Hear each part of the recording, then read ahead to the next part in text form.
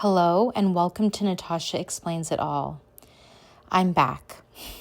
After taking some time away post-election to take care of myself and focus on a million other things that have been going on, I'm back and I've got thoughts, and I hope that anyone listening has also been taking some time to take care of themselves. It's really important that we take care of ourselves and our communities and take time to grieve if you need to grieve, to disconnect if you need to disconnect, to reboot and refresh. You know, it reminds me of there's several listservs I'm on, and for one legal organization that I follow, I was seeing that they, post-election had put out an email blast that was along the lines of, there's no time to rest. Like, we've got to get up, we've got to gear up to fight. Things are really bad. We've just got to keep going. And I really didn't like that message because if we don't rest, if we don't take care of ourselves, then our sustainability and our ability to push for the long haul, which is what we need to be able to do, is severely compromised. And just thinking about, just on the very individual level, right? When you haven't had rest, you just really can't be your best for yourself or for people around you. We get impatient, we get short-tempered, we can't think clearly. And so I think the message of we just got to be ready to go and just 100% all the time is just not realistic. And it's not what we're going to need given what's ahead. And so I hope that you are taking time to breathe through. And I hope that not just this episode, but other episodes can be a source of reflection and a source of action as well, because I want to provide folks with things to consider and ways to feel like it's going to be okay, to feel like we still have agency in a situation that can feel just totally chaotic, because we do, and we have historical parallels to inform us, to provide some hope in that direction, which I'll get into later. But, as this episode is titled, Reading with Your Dollar, I wanted to focus today's episode on, thinking about the concept of voting with your dollar. As we face a second Trump administration, we are going to be living in an era of billionaire bros running our government.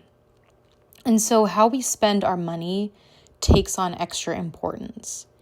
And so I wanted to just provide a couple of thoughts regarding that, and then some historical perspective to think about, not just as citizens, but as consumers. We have more say than we think we do. And there are things that we can do to make a point.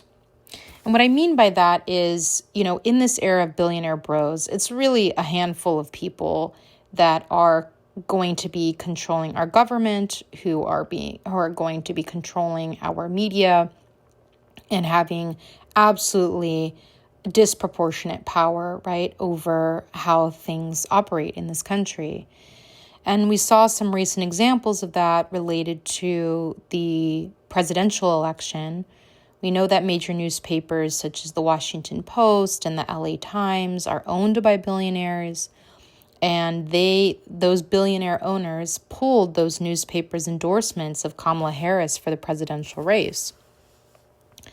We also know that Elon Musk bought Twitter, which until then had been the main social media-based media platform.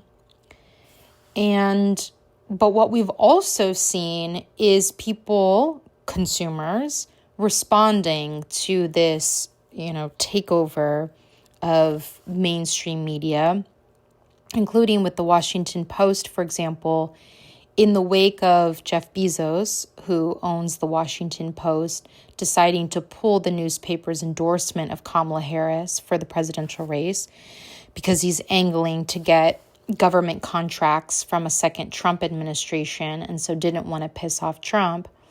In light of that, the Post did lose a lot of subscribers to the tune of around 250,000, which is about 10% of its subscriber base, which also means a loss of a lot of money. And I know that there are arguments about, well, that's not actually going to affect Bezos. It's just going to affect like the journalists who are going to be laid off as a result of that. But I still think it's very important of the signal that it sends about people not wanting their media to be determined by the interests of a single billionaire. And the same with Twitter, whatever, called X now. The user base has dropped, both the user base and the value of the company have dropped significantly since Musk's takeover. And it has become like very right-wing and very insular in a way that it wasn't before. And that reflects its user base and how it's changed under the leadership of someone like Musk. And I think that matters as well, because in light of that, other alternative platforms like Blue Sky have emerged because people want to hear from other voices. And so there is a desire, right? I think those are examples of like not just being defeatist, but realizing like, no, people are willing to push back. People want to hear from someone else. People want diversity of thought and not just have a country that's run by a handful of billionaires. And so there are ways to engage in that in your own life, whether that was with the Washington Post or Twitter. Those are just a couple of examples. There are others, for example, using Amazon. One of the areas that Amazon, really dominates is around book sales. And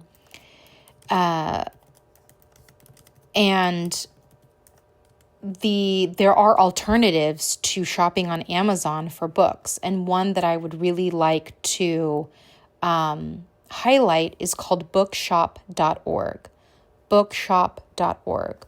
Bookshop.org is a platform that supports independent bookstores throughout the country. And they use, I think economies of scale is the right term, right? It's one platform that supports all of its member independent bookstores across the country so that they can provide competitive pricing.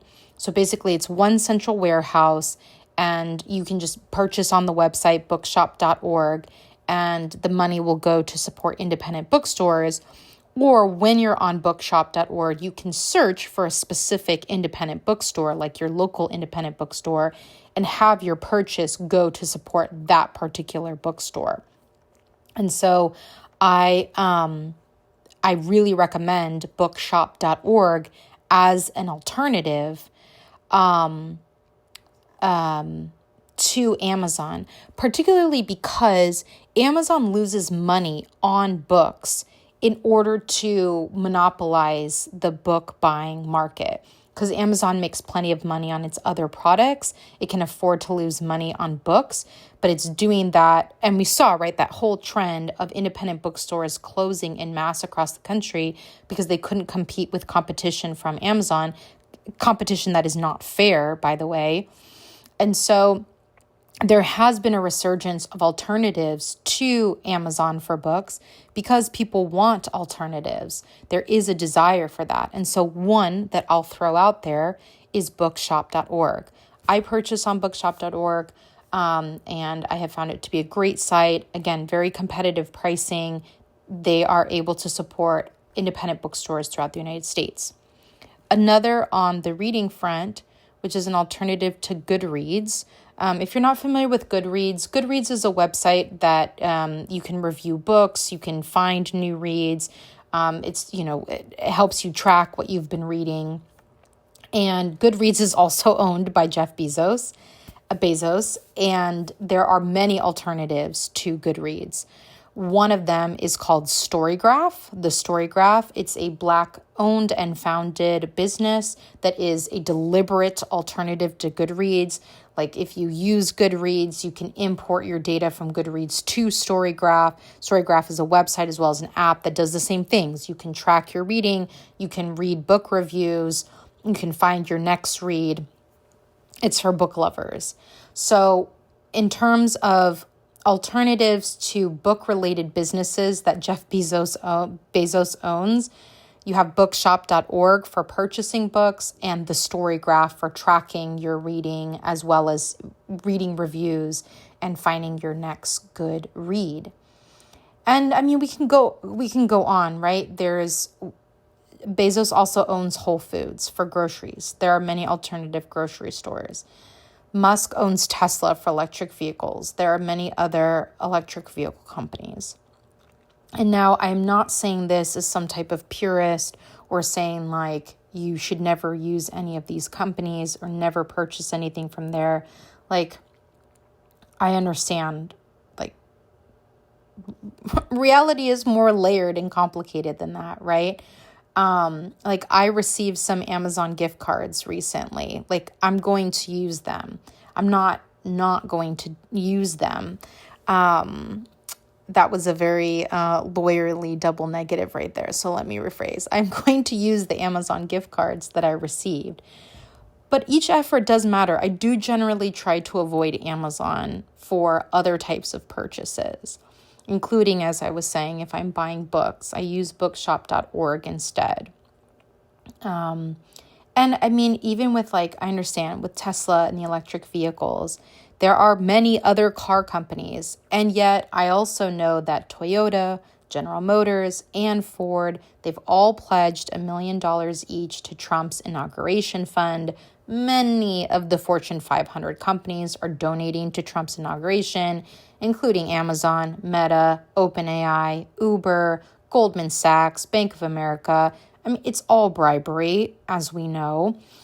But knowing that, and then looking into alternatives in the areas that we can, is empowering, and it is something that we can do. So, for example, on the banking front, there is a website called fossilfreefunds.org, fossilfreefunds.org.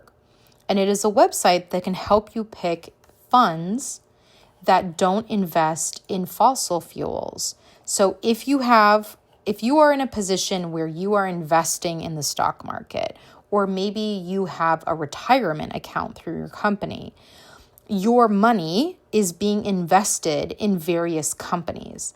And fossilfreefunds.org helps you make more environmentally sustainable decisions about where you invest your money. And you can put in the index fund.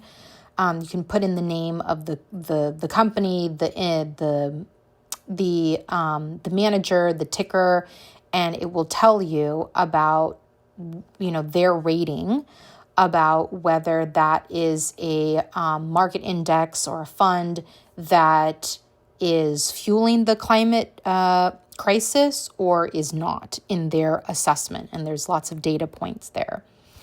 And it has other metrics as well. So, for example, my organization has used fossil-free funds, as well as who our advisor is, to ensure that our retirement account is not being invested in any companies that fund private prisons or run private prisons. So there's a handful of companies along the that do that: GeoCore, Civicor, and a couple of others. And of course, this is also not a perfect system whatsoever, and there are many, many companies who, for example, don't run private prisons, but are private contractors who profit off of free prison labor. They have massive contracts to provide, various things: food in prisons, uniforms, and all kinds of other types of contracts. But it is an option rather than saying there's nothing we can do. There are options and money talks. So fossilfreefunds.org is something else you may want to consider to make sure that your investments, whether your personal investments, your retirement account, are being invested in businesses that better align with your values. And I also want to throw out there, I've mentioned him before, Judd Legum. He's an investigative journalist. He does really good reporting on corporations and corporate malfeasance and these types of topics. And so if you're interested in reading more and understanding more about these dynamics and understanding which companies are supporting Trump and how much they're supporting him, and being able to sift through what corporate media is saying, I highly recommend subscribing to Judd Legum's Popular Info. And there are free versions. You can also there are also paid versions.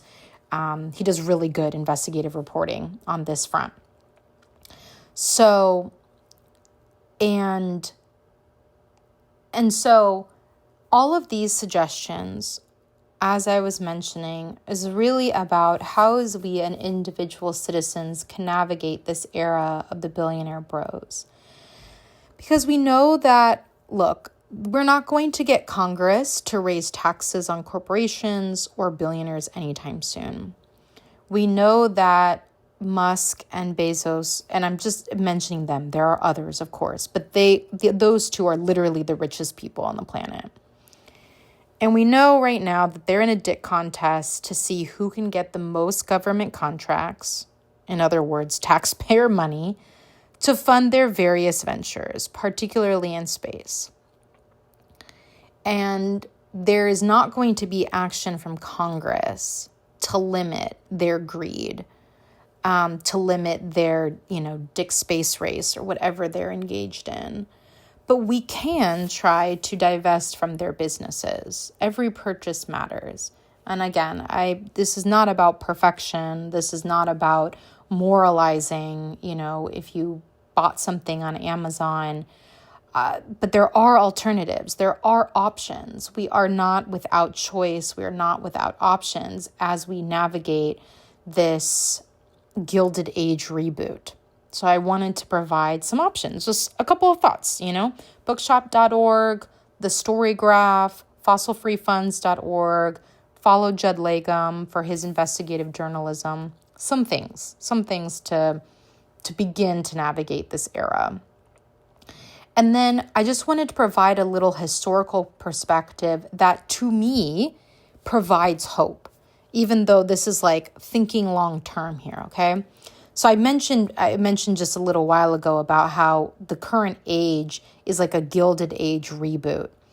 And basically what I'm referring to there is that in the post-Civil War era of the United States, so we're talking like 1870s to 1890s, roughly, there was this era that was very similar to today's era, where you had a handful of extremely wealthy men who were running the country, essentially.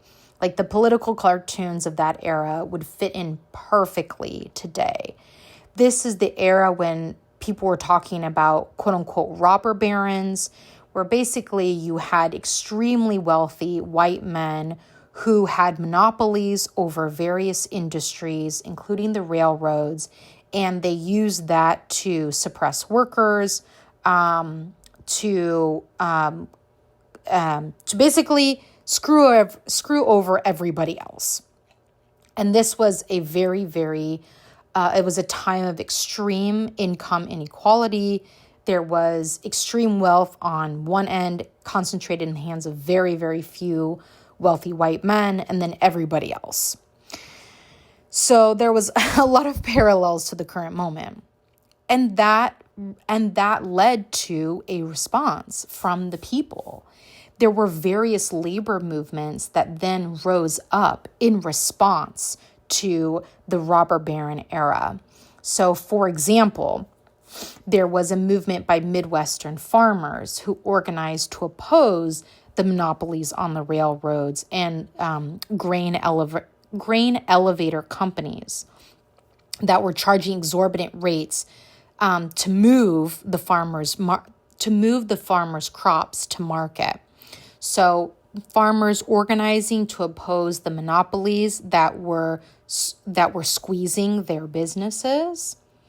We also had something called the Farmers Alliance, which was another populist movement, another labor organizing effort that was fighting back against the oligarchy, essentially. And they created farmer co-ops. They did conservation efforts.